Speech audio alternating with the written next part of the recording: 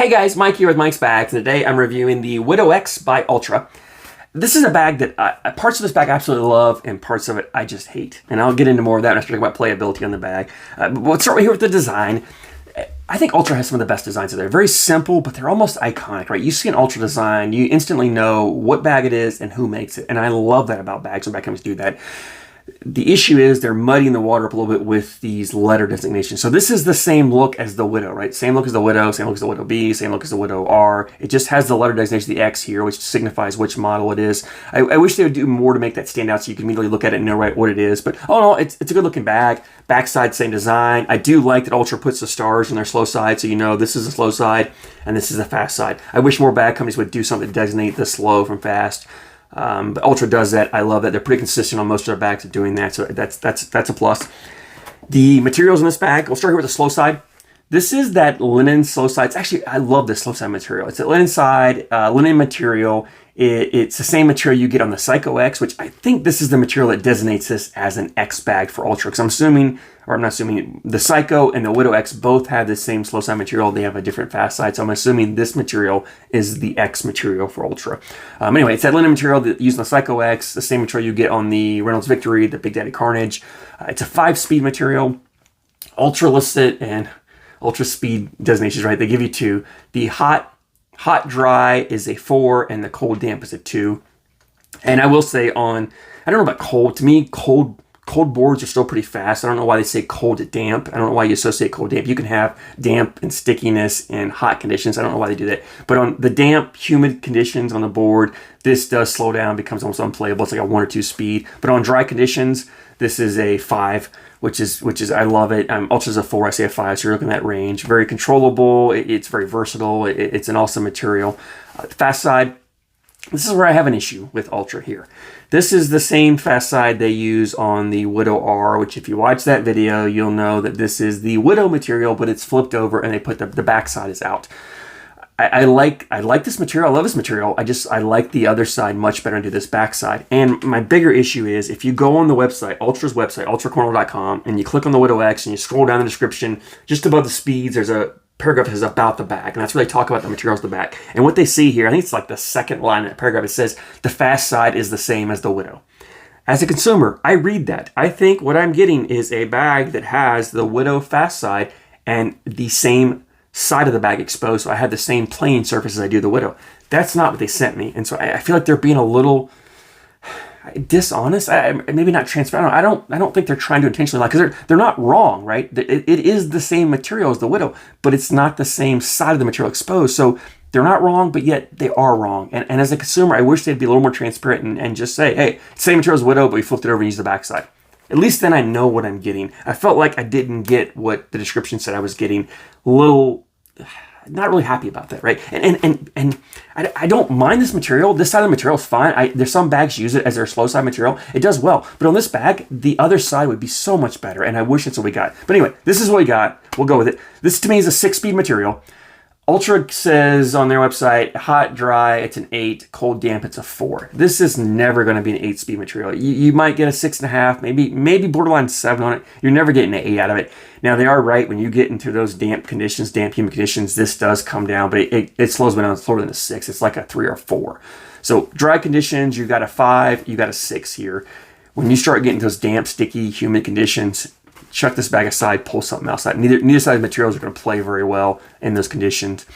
The 2 materials are actually both very soft, they're very pliable, they're out of the box, out of the bag, brand new. They feel great. Like this bag doesn't take much to break it in, right? You go out and throw it for a bit, it breaks in, it's ready to play. You don't have to do really any treatments to this bag. It doesn't take long at all to get it really playable. It's got a fair amount of flop to it. It's not as floppy, I think, as a Viper, but it does have a fair amount of flop. It's borderline being really floppy. It's kind of between normal and too floppy. It's kind of right in that middle somewhere there.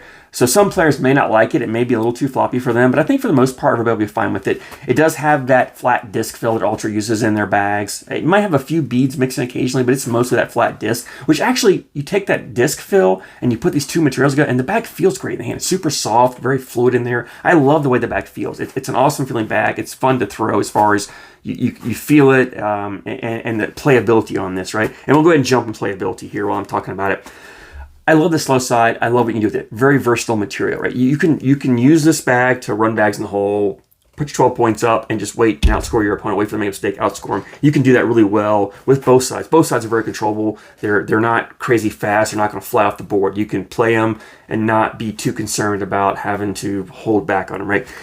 It's also both, I mean, this slow side really more than the fast, but both materials are also controllable enough that you can throw blockers out there. You can slow it off a little bit, back it off a little bit, I guess, lay a blocker out there and play a little more of a dirty style game. And the bags are pretty easy to collect because even though they're floppy, they're not really loose.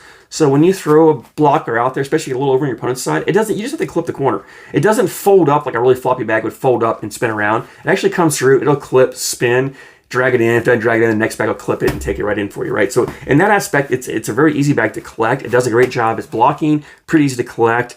In fact, I pretty much throw the slow side of this bag most of the time because the fast side doesn't really give you much extra. And both sides are very hole friendly. So it's not like you flip it over and you're getting more hole friendliness or you're getting more of a pushability or you're gaining something you're not gaining here. So it's really almost in a way, it's a one-sided bag. As far as the play goes, both sides play the same. You know, where the slow side material excels, the fast side excels. Where the slow side sucks, the fast side sucks. So it's not like you're gaining one side that plays better in one condition and one plays better in the other. They both play the same in both conditions. So you're really got a one-sided bag here. But again, I do love the slow side material. And really, it's a better slow side than, say, that Surefire slow side material, which it's 5-speed to me on that Surefire. But that Surefire material tends to want to stick and hang on the hole a little more, isn't quite as hole friendly. That material wants to kick a little more on you. This stuff doesn't kick as much. Again, it doesn't hang on the hole very often. If it does, it's pretty easy to collect. I think the floppiness helps with that, and that both materials are pretty hole friendly, so it does drip in fairly well. It's a very forgiving bag. I think the floppiness helps it grab that hole. If you're a little off left or right, grab the hole, spin around, melt in, or spin around and hang there. You can collect it in the next couple of bags. So all in all, the playability is fine. I enjoyed throwing it. I had a lot of fun throwing it. I put a fair amount of bags in the hole with it. I don't want to knock it for that. I just think you're not really gaining a two-sided bag because the materials are very similar as far as playing conditions go. And the other thing, when I evaluate a bag, I always want to say, at what condition would I use this bag over another bag? Where does this excel? And honestly, I can't think of a time when I'd pull this out and rather have this as opposed to the Psycho X. Every time I think about using this bag, the Psycho X is a better option. So that's where I think I struggle with this bag, is where is the need for this bag? Why would I ever need this bag? One more thing I'll talk about too is the maneuverability of this bag. This bag, because it is very forgiving, it doesn't kick. It's cuttable, not very cuttable. If you're an advanced roll flop bag player, you can roll and flop them, but that's really not what most players are going to do. The average to below average player, you're not rolling or flopping this bag. You want a stickier bag. You want a little bit fuller, little not quite as floppy as a bag. To me, this is a bag that you're sliding in, you're blocking, you're airmailing over it, you're collecting. That's what you've got with this bag, which is not a bad thing to have, right? That you can play it and win a lot of games like that. But if you're looking to be a little more creative, then you probably want to go to like a Widow Bee, which has that stickier slow side that I think is better, more suited for the flop roll type game or the cutting game.